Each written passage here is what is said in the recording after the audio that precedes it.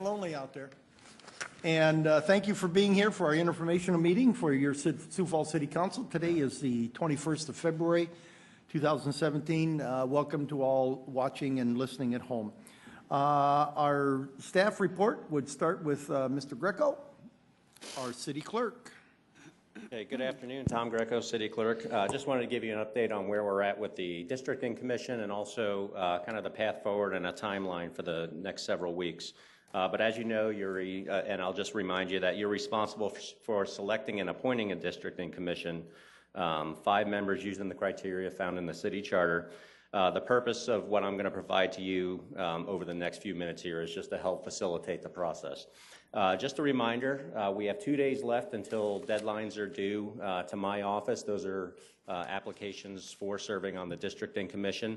I will say that to date we have 10 applications in hand, but we're still looking for a few more, particularly from the Northeast district of the city.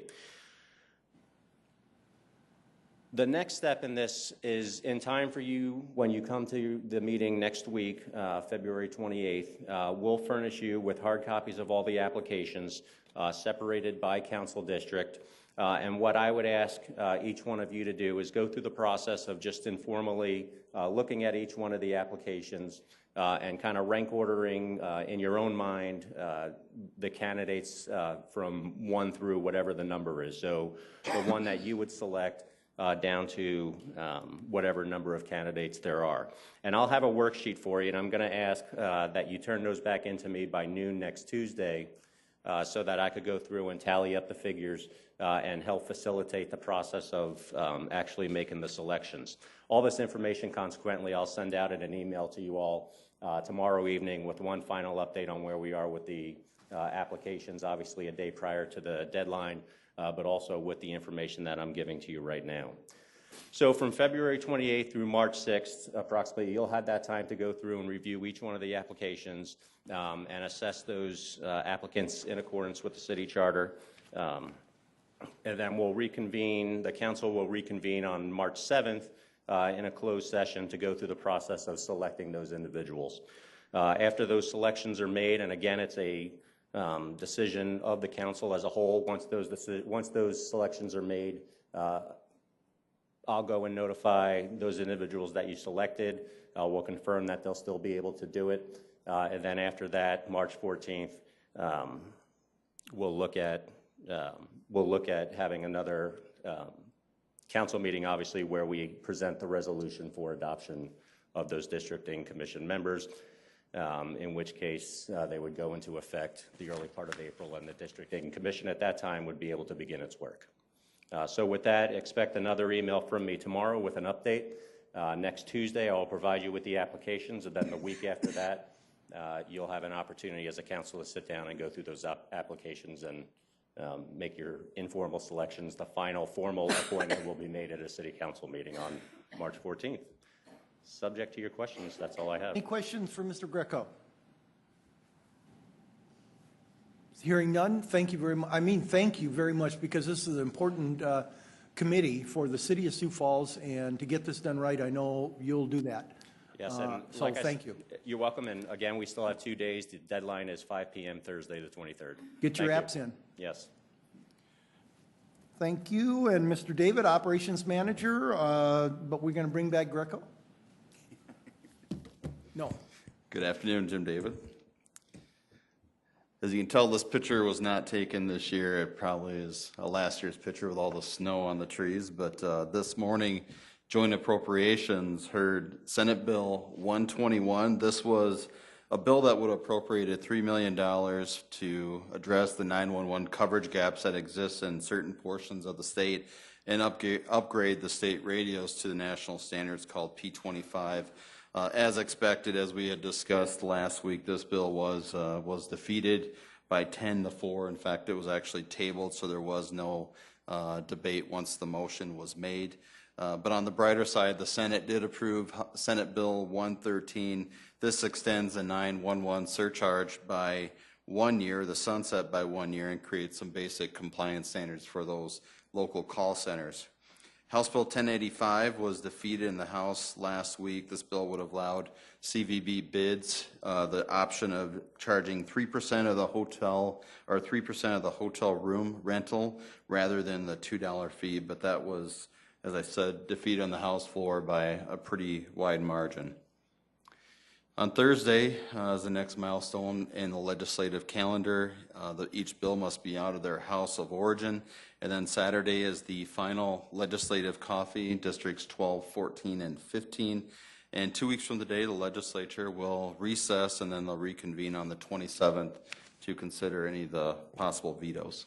Happy to answer any of your questions. Questions for Mr. David? Yes. I don't have any Councilor questions.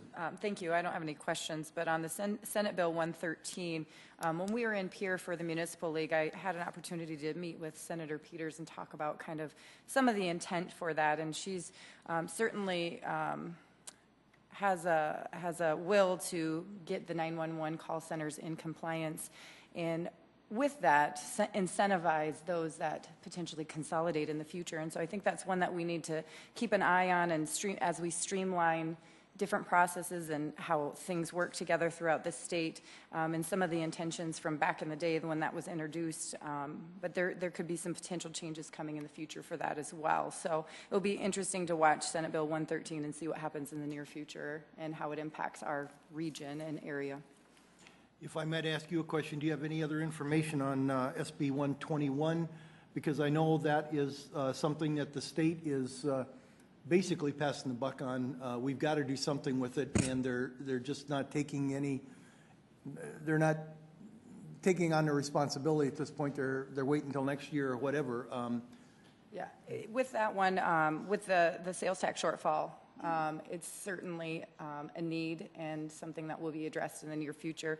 I believe the state, I don't want to put words in their mouth, but they feel that they can continue down the road that they're on with a break-fix capacity and not have to replace the whole system at this point. And so I think the desire to not move forward with this is because of our sales tax shortfall.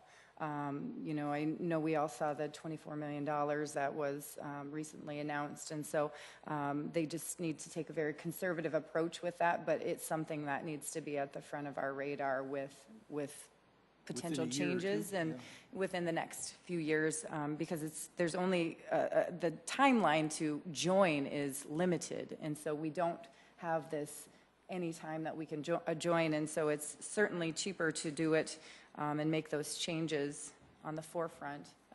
Jim, if you want to add anything. And I think just to add on to that, there is some conversations about something maybe next year, but it may not be a state. It may be partially funded by the state, but also locals may have to pony up some money, and so that may, Councilor Erickson had brought up consolidations and efficient and effective use of those resources, the 911 surcharge. And so consolidation may be part of it, and maybe some local portion being contributed to do the P25. So, I mean, it's a larger discussion. Could go into the summer, into next session. Could be another unfunded mandate, huh? Well, I think Did I say that? part of that is the compliance standards for 911 call centers. There are some counties that are out of compliance, some regions that are out of compliance. Yep. And so there was a drive to incentivize those that are out of compliance to merge with neighboring 911 call centers. And so if there's an opportunity for us to continue those conversations, I know we have council representation on the Metro Board to certainly be mindful and hearing that going on, because we certainly want to be proactive on our end to making sure that we're making the best decision for ourselves possible instead of having somebody come in and tell us how we're going to do it. And so there are, I don't want to name any, but I know there are some 911 call centers out of compliance. And, yeah. Okay, thank you very much. Public Service Committee. I'll go ahead and go again, if you don't mind, Mr. Chair. We discussed smoking. We're continuing the conversation in regards to resetting and talking about any potential legislation coming forward, ordinance changes for smoking. It was just a really kind of general conversation. I've been involved in a handful of meetings along with our staff to talk about what it is we want to see. What has been brought up as potential And again, it's all dependent on council approving it. But the possibility was to exclude parking strips, parking lots, and exterior sidewalks of those. So for example, if you're at McKinnon Park, not the sidewalks that go through the park, but the ones that go around the outside would be, you'd be able to have tobacco use. And I know we're focusing a lot on smoking, but it's really all tobacco. The managed facilities were still included in that, as well as city buildings and all parks. And so that's something that we as a council need to continue to communicate with one another to find out what it is that we want to see come forward and continue those conversations as we move along. So I know Councilor Starr has gotten involved as well, and so we'll continue meeting with Department of Health as well as Parks and see what happens. The other thing that we did discuss too is potentially having it come back to the committee for another opportunity to have it be heard again before it comes to the full council for first reading and second reading if there are any recommendations.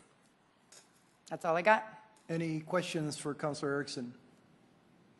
I'll say again, as I did Friday morning, that I really think that's a very good compromise along the parking lots, and that kind of thing is a good way to differentiate between smoking and non-smoking areas. I think it's a good way to do it. If I can just add to that, the one thing that does do is for, say, Jazz Fest. I know that's been used as the poster child of events when people are talking about designated smoking areas. Well, the parking lots on the outside of the park area would be that designated smoking area that someone could have a tobacco of their choice.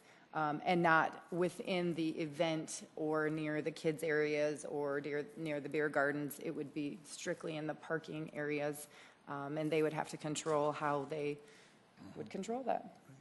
And the other nice thing they indicated on that, it'd be very easy to put signage up for that. You know, smoking only in the parking lot, or no smoking beyond, no smoking products or whatever beyond this point, that kind of thing, which would be very easy to, if you want to say enforce, or people would understand it very easily instead of, oh no, there's a little tent over there that you can use, you know, at one event, and another event it's something else. Here would be pretty standard throughout the city. So, just a thought for everybody. Open discussion, council open discussion. Councilor Staley. I wanted to just say a few words about citizen communication today. These past months, since I've been elected, I have been hearing from many citizens across the city about their treatment from city staff. And I need to say that some of the stories I have heard have been very disheartening to me.